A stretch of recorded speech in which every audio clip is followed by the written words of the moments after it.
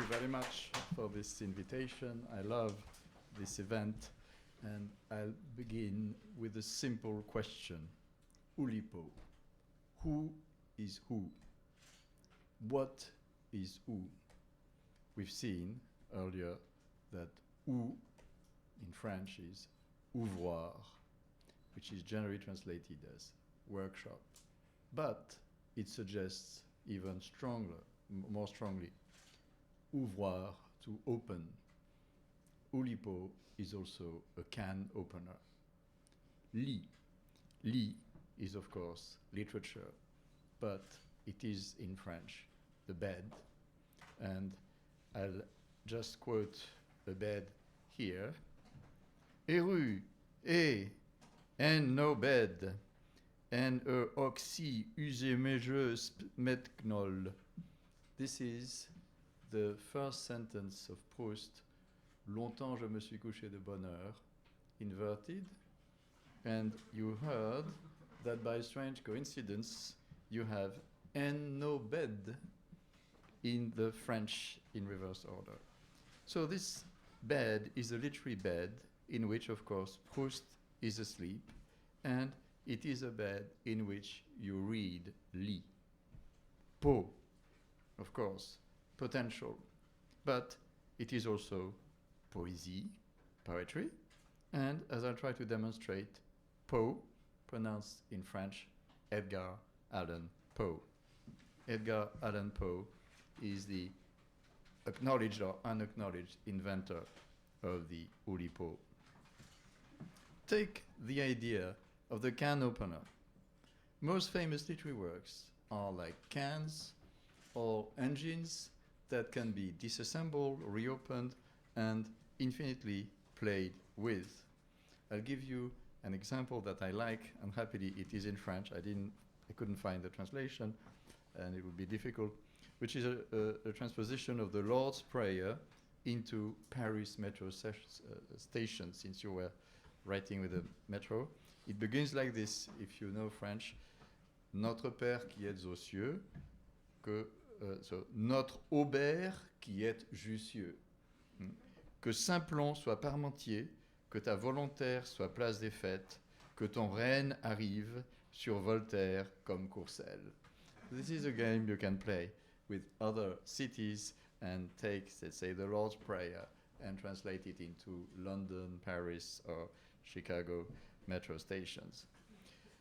I brought here, in sort of show and tell, a recent anthology that surprisingly was a big, big hit in France. And I think it marks a change in the perception of the Oulipo, that in a sense, what we all would agree on, l'Oulipo has become almost mainstream, it is taught in schools, it is easier to read, and this clashes enormously with the first volumes of La Bibliothèque Oulipienne that I used to read when I was a student, and that I found, to my dismay, relatively boring. And I'd say that what has changed here is that first it is more readable, and also that we see less difference between what appeared as stylistic exercises, Queneau's famous text, in which you have the same story of a man waiting in a bus, and his his coat is not very well closed, and so on, which is absolutely hilarious, or La Disparition. Avoid, and I'll end with part of this text. But what we could feel was that there were all those exercises, and then just a few exceptions, Harry Matthews, Calvino, and a few others, for all the work that was produced. And I think today, and happily this is in French, but I have to say that I laughed hysterically for many hours when I was reading this book. My examples wouldn't work for you, but I found that many of the simplest ones were the best. But to go back a little bit, since I have, I think, 3 minutes, I'd say that the Oulipo has a long history, and it is concerned with history. We should have to go back to Lautréamont, who said poetry has to be made by everybody. And he titled his book Poésie, simply rewritings of famous quotes from the French moralists. But then, of course, you have the futurists, the Dadaists, the surrealists, who played a little like the Oulipo with proverbs or all those games, cadavres qui, exquisite corpses, and so on. And of course, the German Schwitters, for instance, Ursonate, could be seen as a precursor. But what I think made a certain, this avant-garde, this lettrist avant-garde, believe somehow that it was the unconscious that was freed. Queneau and his friends, at the end of the 50s, discovered that by opting for exactly the reverse principle, hyper-rationalism and mathematics, you could reach exactly the same results. That is, you would produce something that would be as unconscious as, let's say, automatic writing for the surrealists. And so this is what leads to the idea, at least this is what I would argue if I had more time, that Oulipo is this strange combination philosophically of a materialist Platonism.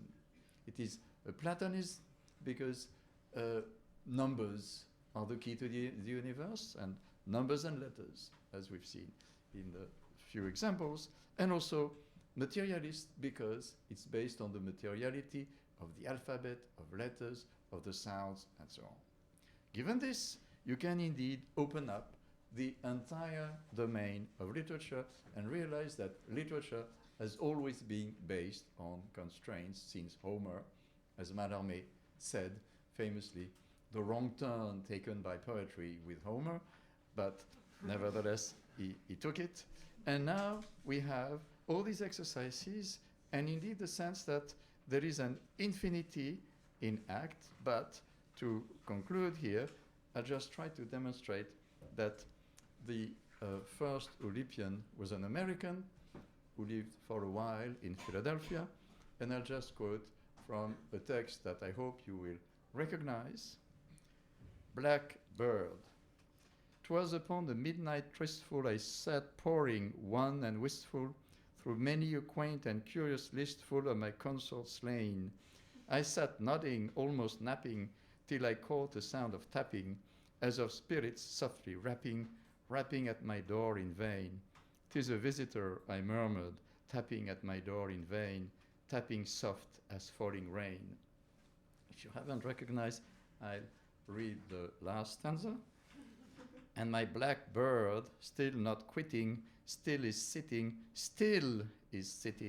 on that pallid bust, still flitting through my dolorous domain, but it cannot stop from gazing, for it truly find amazing that by artful paraphrasing, I such rhyming can sustain, notwithstanding my lost symbol, I such rhyming still sustain, though I shan't try it again, signed Arthur Gordon Pym. So, thank you very much.